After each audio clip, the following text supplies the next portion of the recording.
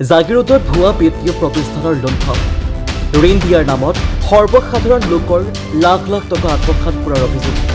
জাগিৰোডৰ পালিগুৰিত এটি ভুৱা বিত্তীয় প্ৰতিষ্ঠানে আগধন জমা লৈও ৭-৮ মাহে প্ৰদান নকৰিলে ঋণ। অভিযোগ অনুসৰি মানৱ কল্যাণ নিধি মেকিংছ কেপিটেল প্ৰাইভেট লিমিটেড নামৰ ভুৱা বিত্তীয় প্ৰতিষ্ঠানটোৱে ঋণ দিয়াৰ নামত অঞ্চলটোৰ সাধাৰণ লোকৰ পৰা আত্মসাৎ কৰিছে লাখ লাখ টকা।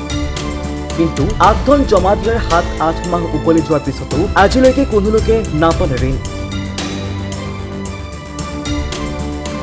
ইতিমধ্যে উক্ত ভুৱা বিত্তীয় প্ৰতিষ্ঠানটোৰ নগাঁও শাখাৰ পৰিচালক তথা গ্ৰাহকৰ ধন লুণ্ঠনৰ মাষ্টাৰ মাইণ্ড মমতা হাজৰিকা, জাগিৰোড শাখাৰ পৰিচালক ৰাজিকুল ইছলাম আৰু মায়ঙৰ এজন লোকক নগাঁও সদৰ আৰক্ষীয়ে আটক কৰিবলৈ সক্ষম হোৱা বুলি জানিব পৰা গৈছে।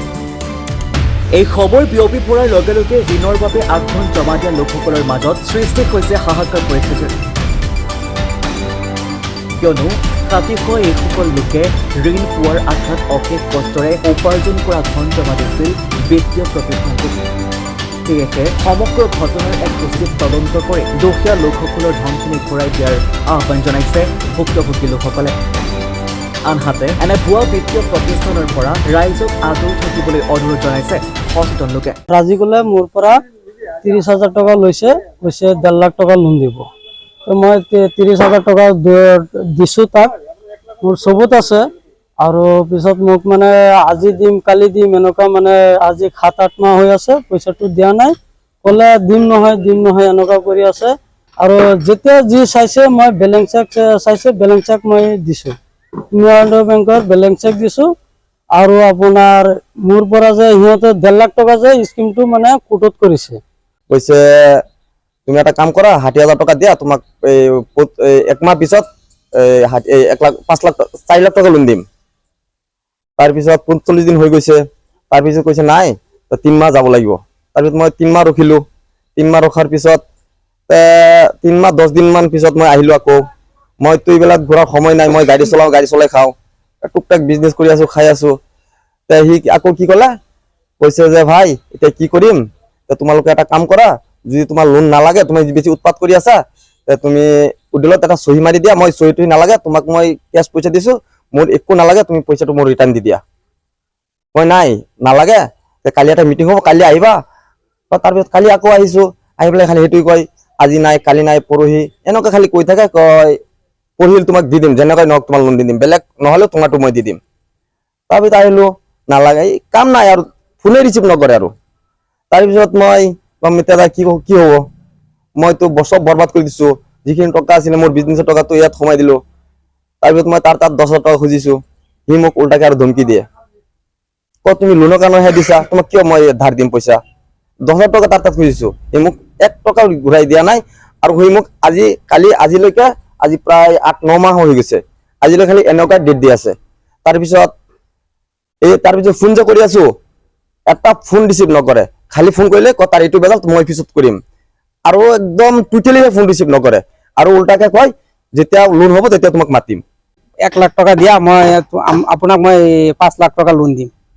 দিয়াৰ পিছত মই ঘৰত গৈছোঁ, ঘৰত যাই কিনে গাড়ী চাড়ী বিক্ৰী কৰি কিনে তাক মই ১ লাখ টকা আনি দিছোঁ যে ৫ লাখ টকা মোক লোন দিব, মই খেতিটো কৰিম ভালকে। আৰু বাহিৰা আৰু বহুত ভেজাল আছেতো, মই ভাবিছিলোঁ চলিম, ৫ লাখ টকা লোন পাম আৰু কিস্তি মাৰি থাকিম, কি আহে যায়। এতিয়া পিছত সি ৪৫ দিনৰ মোক টান দিছে, টান দিয়াৰ ৪৫ দিন হওঁতে আজি ৭ মাহ মান হৈ গ'ল, আমি লোন চোন একো পোৱা নাই। লোন নালাগে, মোৰ যিটো টকা দিছোঁ সেইটো দিলেও হ'ব, মই দেউতাৰ হাতত দিম, খেতি আছে ৪২ বিঘা মাটি, মই খেতি কৰিম। এনেকুৱা কৰি ঘূৰাইতে তোমাৰ ২০টাৰ ওপৰত তাৰিখ কৰিছে। এতিয়ালৈকে খেতিখিনি মোৰ কেনেকুৱা অৱস্থাত আছে, মই ঘৰত থাকিব নোৱাৰোঁ, দেউতা ঘৰৰ পৰা ১০০ বাৰ ওলাই দিয়ে। এতিয়াতো কিবা এটা আইনত গ'লে, সিহঁতে গৈ আছে আইনত গ'লে বোলে কি SP ছাৰক বোলে সিহঁতে পইচা বুন্দা দি থৈ দিছে, সিহঁতক একো কৰিব নোৱাৰে, সি ডাঙৰ বোলে কোম্পানী আছে, এনেকুৱা দম দি থাকে। আইনৰ ওচৰত মই কৈ আছোঁ যে মই পইচাটো উদ্ধাৰ কৰি দিব লাগে, মই বিৰাট পাকত আছোঁ, মই পইচা কেইটা এতিয়া নাখাই মৰিব খুজি আছে। এতিয়া আপোনালোকে কি আইনে ব্যৱস্থা লৈ কিনে মোৰ পইচাটো উদ্ধাৰ কৰি দিয়ক, মই এইটো অনুৰোধ জনাইছোঁ। মানৱ কল্যাণ নিধি লিমিটেডৰ হেড অফিচ হৈছে কলকাতাত, আৰু ৰিজনেল অফিচ হৈছে গুৱাহাটী হাতীগাঁও, আৰু ৰিজনেলৰ পাছত আপোনাৰ নগাঁও ব্ৰাঞ্চ আছে। আৰু নগাঁৱৰ পৰা আপোনাৰ জাগিৰোড জাগিৰোড পালিগুৰিত এটা শাখা খুলিছিলে। আৰু প্ৰথমতে খোলাৰ পাছত তেওঁলোকে পাব্লিকক লোন দিব বুলি কৈ তেওঁলোকে 1 লাখৰ বাবদ 21,000 টকা তেওঁলোকে চিকিউৰিটি লয়। লোৱাৰ পাছত আৰু 2 লাখলৈকে তেওঁলোকে 44,000 এনেকৈ চিকিউৰিটি লৈ মানে মানুহক লোন দিম বুলি লৈছে। আৰু লোনটো কৈছে যে আমি FD কৰাৰ পাছত 45 দিন পাছত সিহঁতে লোন দিব। পাছত সেনেকৈ মানুহে 45 দিন যোৱাৰ পাছত আজি প্ৰায় 7 মাহ 8 মাহ হ'ল তেওঁলোকে কোনো ধৰণৰ লোন নিদিলে। আৰু মানুহে যেতিয়া কৈছে যে আপুনি লোন দিব নোৱাৰে, আমাৰ মূল পইচাখিনি ঘূৰাই দিয়ক, তেওঁলোকে কয় যে আপোনাৰ মূল পইচা লাগিলে আপোনালোকে FD কাৰণে এপ্লিকেশ্যন দিব লাগিব, তেতিয়া পইচাখিনি পাব। আৰু পইচাখিনি 15 দিনৰ ভিতৰত পাব। আৰু সেই FD আপোনাৰ এপ্লিকেশ্যন মাৰাৰ পাছত 15 দিনৰ জেগাত কিছুমান মানুহৰ আমি গম পোৱা মতে 4 মাহ 5 মাহ 6 মাহ হৈ গৈছে, কিন্তু FD পইচাখিনি তেওঁলোকে ৰিটাৰ্ণ নিদিয়ে।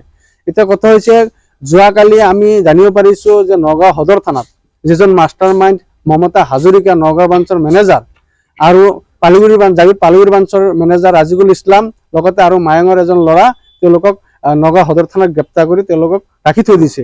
গতিকে আমাৰ জাগিৰৰ প্ৰায় 300-400 মান আপোনাৰ গ্ৰাহক আছে। এই গ্ৰাহকৰ যিখিনি আপোনাৰ পইচা তেওঁলোকে কালেকশ্যন কৰিছিলে, কিন্তু আজিলৈকে তেওঁলোকে দিয়াৰ কোনো নামগন্ধ নলয়। অথচ গ্ৰাহকে যেতিয়া আপোনাৰ যোগাযোগ কৰে মমতা হাজৰিকা বা ৰাজুগুৰ লগত, মমতা হাজৰিকাই গ্ৰাহকক বিভিন্ন ধৰণৰ গালি গালাজ বিভিন্ন ধৰণৰ ভাবুকি প্ৰদান কৰি আহিছে। আমি গ্ৰাহকৰ পৰা এইখিনি কথা গম পাইছোঁ। গতিকে গ্ৰাহকৰ নিজা পইচা যেতিয়া খুজিব যায়, তেতিয়া এনেকুৱা ধৰণৰ বিভিন্ন অপদস্থ কৰে, ইয়াতকৈ আপোনাৰ লজ্জাজনক বিষয় নহয়।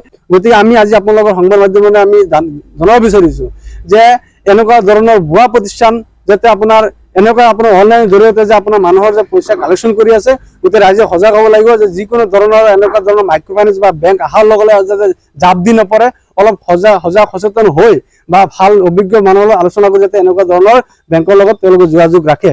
আৰু আপোনাৰ তাৎপৰ্যৰ বিষয়, যিবিলাক মানুহৰ 3 লাখ 4 লাখ 1 লাখ লোন দিছিলে, লোন দিয়াত তেওঁলোকে পইচা নিজে উদ্দল মাৰিব নোৱাৰে।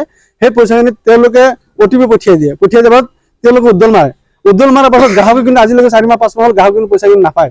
এই পইচাখিনি তেওঁলোকে কি কৰে, কি কথা, কি বাৰ্তা, এইটো গোটেই যদি এটা আপোনাৰ চাইবাৰ ক্ৰাইমৰ লগত জড়িত হোৱাৰ আমাৰ এটা সন্দেহ হৈছে। গতিকে আমাৰ মৰিগাঁও জিলাৰ যিহেতু চাইবাৰ ক্ৰাইমৰ আমাৰ যিটো আমাৰ আৰক্ষী অধীক্ষক যিজন সমীৰণ বৈশ্য, তেওঁ এটা ভাল পদক্ষেপ লৈ আছে, আমি গম পাই আহিছোঁ সংবাদৰ জৰিয়তে। গতিকে আমাৰ পালিগুৰি যি মানৱ কল্যাণ নিধি যিটো আপোনাৰ সংস্থাটো আছে, ইয়াৰ আপোনাৰ গোটেইখিনি তদন্তৰ আওতাত আনি এওঁলোকে এটা বিহিত ব্যৱস্থা গ্ৰহণ কৰিব লাগে আৰু গ্ৰাহকৰ পইচাখিনি পোৱাৰ এটা ব্যৱস্থা কৰিব লাগে। আৰু ইতিমধ্যে আমি গম পাইছোঁ যে আমাৰ পালিগুৰি যিজন মেনেজাৰ তেওঁ আপোনাৰ 6 মাহৰ ভিতৰত প্ৰায় 17-18 লাখ টকাৰ মাটি কিনি পেলাইছে। গতিকে নিশ্চয় আমাৰ সন্দেহ হৈছে এই পইচাখিনি গ্ৰাহকৰে পইচা হ'ব লাগে, নহ'লে হঠাৎ তেওঁ পঢ়ি থকা অৱস্থাত তেওঁ ইমান 17-18 লাখ টকাৰ মাটি কিনিবলৈ পইচা ক'ত পালে, এইটো আমাৰ এটা প্ৰশ্ন উঠে। গতিকে ইয়াৰ বাবে গোটেই তদন্ত কৰি এটা আইনী ব্যৱস্থা গ্ৰহণ কৰি পইচাখিনি পোৱাৰ ব্যৱস্থা কৰি দিব লাগে। জাগিৰোডৰ পৰা দীপক কলিতাৰ ৰিপৰ্ট, NV 24।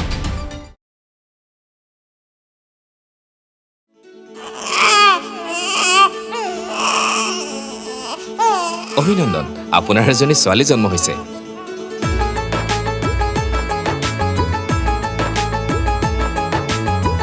লাহি পাহিয়ে